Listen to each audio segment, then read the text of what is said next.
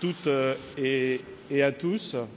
Donc, on m'a demandé d'intervenir sur un sujet qui est très intéressant, savoir est-ce que le digital est une source d'innovation dans la distribution des produits financiers, et de faire un petit retour d'expérience avec vous au nom des sociétés de gestion dont je suis le dirigeant de l'une d'entre elles. Donc aujourd'hui, ce que nous pouvons dire sans avoir beaucoup de doutes sur le sujet, c'est que les évolutions des outils digitaux, autrefois on appelait ça l'informatique, mais il est mieux de parler d'outils digitaux maintenant que de parler d'informatique, mais c'est à peu près la même chose. C'est une source permanente d'inspiration et ça ouvre énormément de nouveaux horizons, non seulement en matière de gestion financière. Je pense que c'est une certitude dans nos process de gestion. On voit, tout à l'heure, il y avait une table ronde sur l'intelligence artificielle. On voit bien qu'à travers l'intelligence artificielle, il y a beaucoup de choses qui vont arriver sur notre façon de travailler et sur nos process de gestion. Mais au-delà de ça, moi, je pense surtout que c'est la distribution des produits financiers qui va être le plus impactée par l'évolution de ces outils digitaux. Et avant de commencer mon speech et d'aller plus en avant, je voudrais juste partager avec vous pendant quelques secondes une petite vidéo. Donc si la régie veut bien la lancer, je vous remercie. Si elle fonctionne.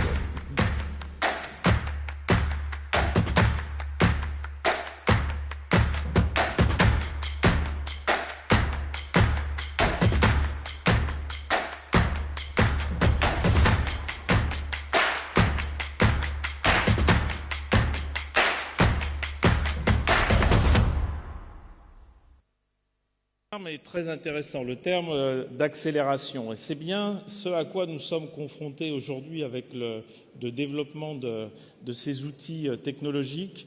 C'est ce phénomène de tout va plus vite. Le monde va plus vite, on le voit bien tous les jours, et les choses prennent un rythme de plus en plus soutenu.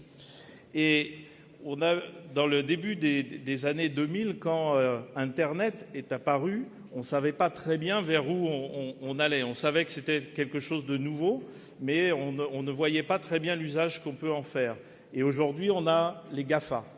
Et dans le moment où on se parle en ce moment, vraisemblablement, on est dans cette deuxième vague de révolution technologique.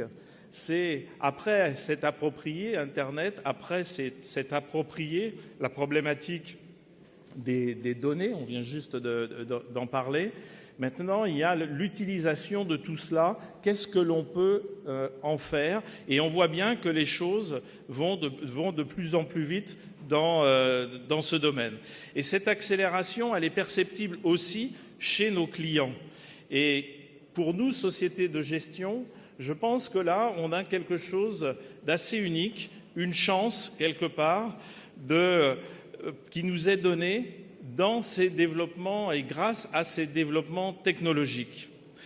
Si les préoccupations de nos clients, ce sont le plus souvent la quête du rendement, la maîtrise des risques, la maîtrise des coûts et la maîtrise des risques, y compris maintenant la maîtrise des risques climatiques, qui deviennent une thématique assez forte dans le domaine de la gestion d'actifs, il s'ajoute aussi une volonté constante des investisseurs, que ce soit un investisseur institutionnel ou un particulier, d'avoir accès à l'information de manière quasi instantanée, de donner aussi beaucoup de sens à son épargne et d'avoir une transparence la plus exhaustive possible dans ce à quoi sert son épargne et comment nous l'utilisons pour investir sur les marchés. Et il me semble que l'émergence des solutions digitales rend cela beaucoup plus aisé et appréhendable. Hier, tout cela n'était pas facilement possible. Et aujourd'hui, ça le devient et ça nous redonne, nous, sociétés de gestion, le pouvoir d'agir sous une forme de réappropriation de la relation avec le client final, tout en respectant les différentes chaînes de distribution.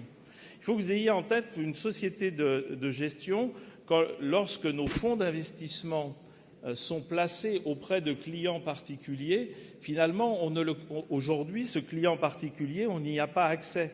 Il est intermédié par un réseau de distribution, que ce réseau soit un réseau bancaire, soit un réseau d'assurance, ou soit son conseiller en gestion de patrimoine.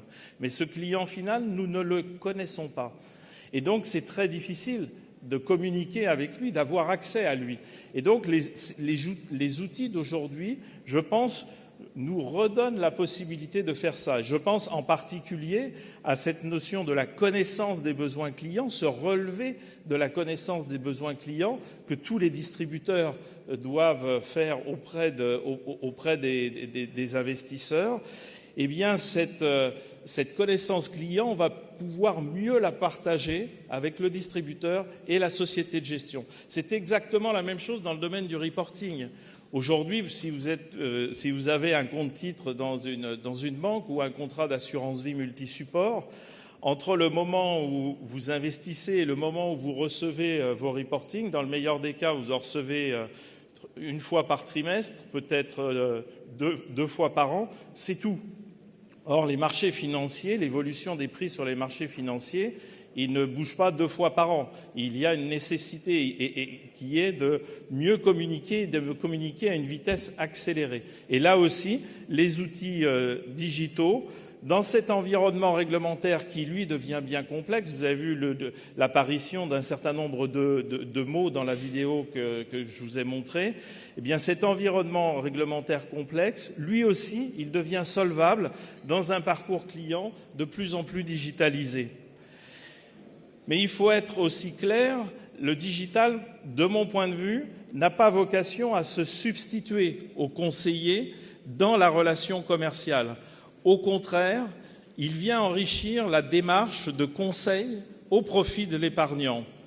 C'est quelque chose chez OFI, on appelle ça le phygital, c'est-à-dire l'association du réseau physique de distribution et l'appropriation d'outils digitaux qui viennent aider ce réseau physique à remplir ses obligations réglementaires, à gagner du temps sur ses obligations réglementaires, et ce qui, au final, lui permet de reprendre du temps commercial, ce qui est la valeur fondamentale d'un conseiller. Et là aussi, ça va permettre au conseiller de se revaloriser dans sa fonction de donner du conseil à valeur ajoutée à son client.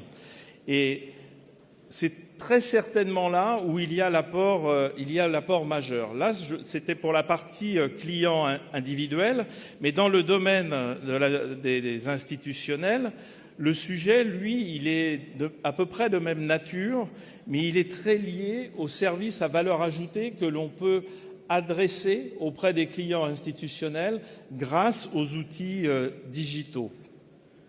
Ces services, des services à valeur ajoutée, ils cherchent aussi une forme de réduction des coûts dans la chaîne de traitement de l'information et une quête de facilité d'accès. C'est très clairement le cas dans l'élaboration du reporting et le passage du reporting auprès du client institutionnel. Là aussi, nous étions dans une relation assez classique, même si on postait des choses sur des intranets, etc., mais c'était juste du postage d'informations. Aujourd'hui, la demande, elle n'est plus sur le postage d'informations, elle est sur l'utilisation de la donnée individuelle. Donc cela veut dire qu'il faut construire dans nos systèmes d'information des points d'accès pour les clients, de telle sorte qu'ils puissent se réapproprier toutes ces données et les utiliser dans leur forme de reporting qu'ils souhaitent faire par eux-mêmes. Et là, on voit bien qu'il y a dans les fonctions digitales ou dans les fonctions informatiques nouvelles, dans des environnements de type API par exemple, beaucoup de choses à construire pour remplir cette fonction. On peut penser aussi, là aussi, une des applications de l'intelligence artificielle dans le domaine des reporting comme facilitateur du reporting et de l'analyse de la performance produite par les gérants. Et nous avons aussi, dans ce domaine de l'apport du digital, dans la réappropriation de la relation client et de la diminution du nombre d'intermédiaires entre une société de gestion et le client, nous avons travaillé avec un certain nombre d'autres sociétés de gestion sur ce parcours-là pour travailler sur les passifs. La gestion des passifs de fonds d'investissement pour une société de gestion, c'est un cauchemar parce qu'il faut passer par beaucoup d'intermédiaires et la réappropriation de ces passifs nous permet d'avoir cet accès direct auprès des clients dont je vous parlais tout à l'heure. Et cette initiative, elle a donné naissance à une société qui s'appelle Isness, qui, je crois, participe à la labellisation des jeunes startups de finance innovation tout à l'heure. Donc, pour conclure, parce qu'on me demande de conclure, aujourd'hui, ce phénomène d'accélération de la digitalisation, c'est fondamental, ça va bouleverser non pas la relation entre le client et son conseiller, mais ça va améliorer considérablement la proposition de valeur que le conseiller pourra adresser auprès de ce client. Voilà, je vous remercie.